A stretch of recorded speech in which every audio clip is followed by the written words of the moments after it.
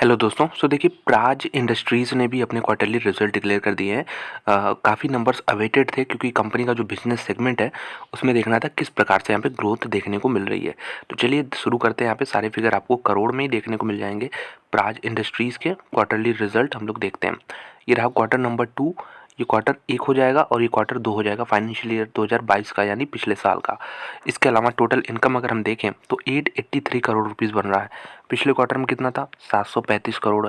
तो quarter on quarter ही हमें लगभग 150 करोड़ का जंप देखने को मिल रहा है। ईयर ऑन ईयर देखेंगे तो 539 करोड़ रुपीज़ का यहाँ पे फिगर है।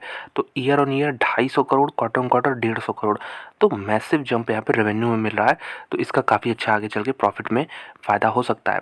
तो एक्सपेंस देखिए कंपनी के, लेकिन एक्सपेंस भी बढ़ गए हैं ड्रेस्टिकली। यहाँ देखिए तो रेवेन्यू तो बढ़ा ही है, लेकिन एक्सपेंस में ज़बरदस्त ग्रोथ देखने को मिल रही है। प्राइमली ड्यू टू यहाँ पे ये देखिए मटेरियल कंजम्पशन की वजह से, और साथ में अदर कॉस्टेड जो एम्प्लॉयज़ पे खर्चे हुए हैं वो भी बढ़ गए हैं। साथ में अदर एक्सपेंसेस में आप देखेंगे तो बहुत सब कुछ यहाँ पे आता होगा। आपका फ्यूल एंड चार्जेस ये सब भी बढ़ते हुए ही नज़र आ रहे हैं कंपनी के लिए। प्रॉब्लमेटिक चीज़ है। उसके बावजूद यहाँ पे पीबीटी जो है 66 करोड़ रुपीज़ का बन रहा है। 66 करोड़ का है। पिछले क्वार्टर में 54 था। एक साल पहले यहाँ पे फिगर था 47 करोड़ का। तो ईयर ऑन ईयर 19 करोड़ का जंप है। क्वार्टर ऑन क्वार्टर 8 करोड़ का जंप है। मेरे ख्याल से नंबर्स अच्छे हैं। तो यहाँ पे हालांकि और भी अच्छे हो सकते थे क्योंकि ऊपर देखेंगे तो रेवेन्यू ज़बरदस्त ग्रो किया है, लेकिन फिर भी ठीक है, रिजल्ट अच्छे ही लग रहे हैं। और यहाँ पे टैक्सेस कुछ पे किया है कंपनी ने, उसके बाद अगर आप हटा देंगे इसे तो नेट प्रॉफिट आ जाएगा कंपनी का 48 करोड़। शुद्ध मुनाफा 48 करोड़ बन रहा है। पिछले क्वार्टर में 41 था, 7 करोड़ का जंप है। एक साल पहले 33 था, यानी 15 करोड़ का जंप है। रिजल्ट काफ़ी अच्छे लग रहे हैं यहाँ पे।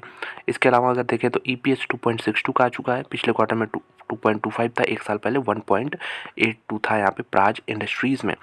इसके अलावा अगर देखें कैश फ्लो स्टेटमेंट कंपनी ने दे रखा है, तो यहाँ पे 6 महीने देखिए ख़त्म हो चुके हैं इस साल के। साल मतलब अप्रैल से लेकर सितंबर तक। तो ये जो 6 महीने हैं उसमें कंपनी कितना कैश जनरेट करती है, चलिए इसको देखते हैं। बहुत इंपॉर्टेंट फिगर होने वाला है। तो अगर हम देखें तो यहाँ पे नीचे आ जाएंगे तो नेट कैश जनरेटेड, तो यहाँ पे कंपनी कुछ भी कैश जनरेट नहीं कर पाई अभी। 20 करोड़ का हालांकि गया है, नुकसान हुआ है। यहाँ पे 48 करोड़ का पिछले साल इसी समय ये फिगर था 48 करोड़ रुपीज़ का। तो ऐसा क्यों हो रहा है दोस्तों? प्रॉफिट तो हमने देखा इसी क्वार्टर में 48 करोड़ का था। तो इसका प्राइमरी रीज़न है दोस्तों, ट्रेड रिसीवेबल्स जो है इंक्रीज़ हो रहा है। ट्रेड रिसीवेबल्स क्या होते हैं? कंपनी धंधा करने के लिए जो यहाँ पे अपने कस्टमर्स से वो लेती, पेमेंट लेती है, उसको ट्रेड रिसीवेबल्स कहते हैं। तो अभी इनमें भारी भरकम यहाँ पे फिगर देखने को मिल रहा है। तो ये कम होता है तो यहाँ पे कैश भी बढ़ेगा, लेकिन अभी ये फिगर काफ़ी बड़ा है। पिछले साल मात्र 16 करोड़ था, इस साल 131 करोड़ है। यानी इतना जो अमाउंट है ये कस्टमर से लेगी प्राज इंडस्ट्रीज़, तो इसी वजह से ये कैश अभी आया नहीं है। तो इसीलिए यहाँ पे नेगेटिव फिगर दिख रहा है। लेकिन रिजल्ट की बात करें तो रिजल्ट अच्छे हैं प्राज के। तो दोस्तों अगर रिएक्शन देखें, किस प्रकार से रिएक्शन देखने को मिला मार्केट में, तो यहाँ पे देख सकते हैं वॉल्यूम्स तो जंप हुए हैं, रिजल्ट आने के बाद जंप होते हैं। स्टॉक भी जो है 448 तक चला गया था, लेकिन उसके बाद फिर से ऊपर से नीचे आ गया। तो मेरे ख्याल से एक नॉर्मल रिजल्ट की तरह ही मार्केट इसको लिया है। आज कुछ मूवमेंट देखने को नहीं मिली, ना ही अप साइड में ना ही डाउन साइड में। देखेंगे आने वाले दिनों में किस प्रकार से ये रिजल्ट इम्पैक्ट करता है। एटलीस्ट हम कह सकते हैं 3 महीने तक तो ये जो है रिजल्ट मार्केट के फोकस पर रहने वाला है। ये देखिए कंपनी का अगर थोड़ा जूम किया जाए चार्ट, तो क्या मस्त यहाँ पे एक्सपोनेंशियल ग्राफ बनाया है।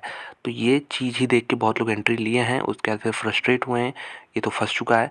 लेकिन अभी देखिए तो अभी ये ऊपर साइड में ही ट्रेड कर रहा है, अपने ऑल टाइम हाइज के करीब ही है।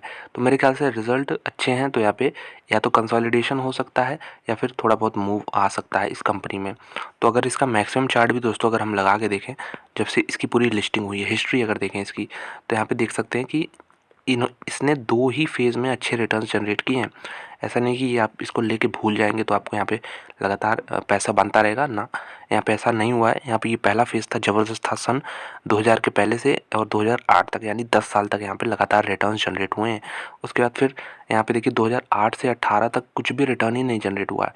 तो ये दूसरा फेज़ रहा। तीसरे फेज़ में फिर से रिटर्न जनरेट हुआ है काफ़ी अच्छा खासा। तो अब देखते हैं कि क्या ये फिर से ये रिपीट होता है, ये वाला फेज़ जो है, क्या ये रिपीट होता है इतना लंबा कंसोलिडेशन, या फिर छोटे कंसोलिडेशन के बाद स्टॉक भागता है या फिर नीचे आता है। तो देखते हैं, रिजल्ट पे डिपेंड करेगा आने वाले कुछ रिजल्ट। क्वार्टर 3 क्वार्टर कंपनी किस प्रकार से अपना बिजनेस जो है सेगमेंट वाइज बढ़ाती है, इस पे भी डिपेंड करेगा।